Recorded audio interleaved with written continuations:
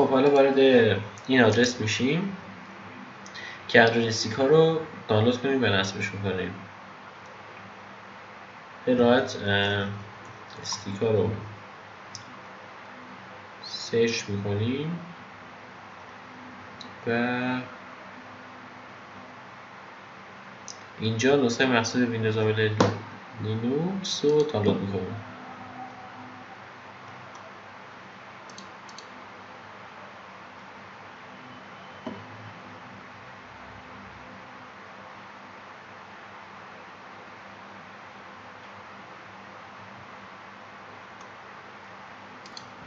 خب حالا فایل دانلود شده رو ریختیم توی ماشین مجازیمون، اون انتقالش میدیم به دسکتاپ و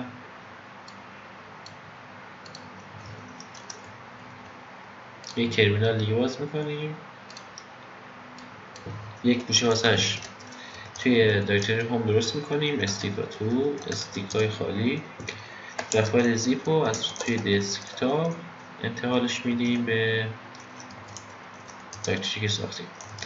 وارد دایرکتوری میشیم و فایل آنزیپ میکنیم.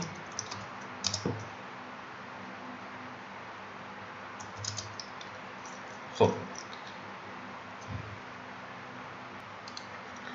وارد گوشه تولز میشیم. یک فایل اندروید داره، اونو باید اجراش کنیم.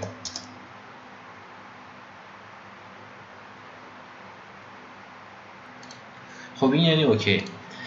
حالا باید چند تا فایل دیگر دانلود کنیم و کنار استیکامون قرار بدیم. اولیش پلتفرم تولز هستش و دوم بیل تولز. حالا از این آموزش میتونیم استفاده کنیم به اینکه گوگل کنیم این فایلش رو دانلود کنیم. چون یکم دسترسی به این فایل ها توی ایران سخته، میتونیم مستقیم از همین سایت ایرانی دانلود کنیم و از اون استفاده کنیم. خب من پلتفرم تولز رو دانلود کردم و انتقالش دادم به فولدرمون. حالا باید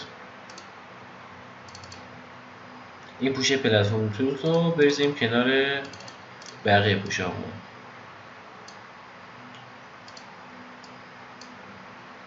به این صورت. خب برای اینکه ببینیم اوکی شده، یه ترمینال دیگر باز میکنیم، وارد این پوشه میشیم، تولز و نرم افزار مانیتور رو باز میکنیم.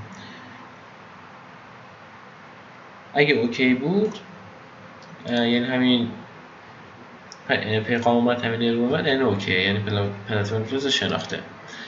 خب برای حل ارورش باید این پکیج ها رو نصب کنیم. اینتر میزنیم، پسورد رو وارد میکنیم و یس.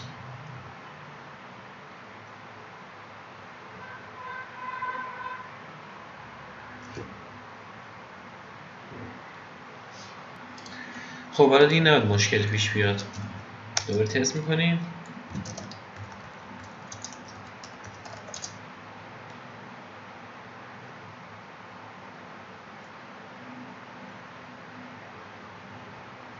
و دیگه اون اروره نمیاد.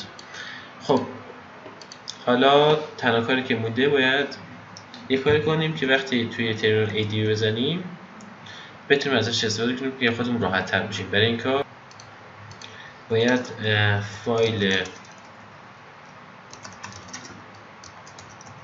بشارسی رو باز کنیم و آخرش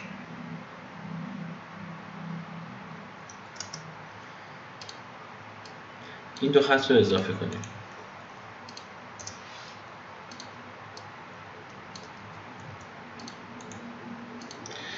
فقط اینو من کپی کردم چون که ما اسم پوشمون اندروید استیکا لینوکس نیستش، اسمش استیکای، باید اینو تغییر بدیم.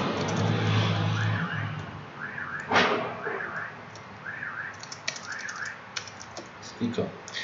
شما حالا هر پوشه سیو کردیم میتونید اون اسم بذارید. کنترل ایکس رو میزنیم، یس رو میزنیم و اینتر. حالا اگه هر جایی باشیم و ایدی بزنیم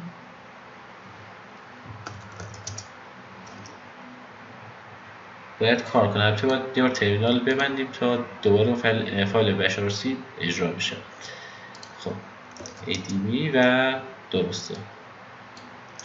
خب حالا کافیه آدرس استیک ها رو بدیم به اندروید استودیو. خیلی راحت هوم و استیک ها. اوکی سهند استیک ها و اوکی نکست رو میزنیم نکست و فینیش.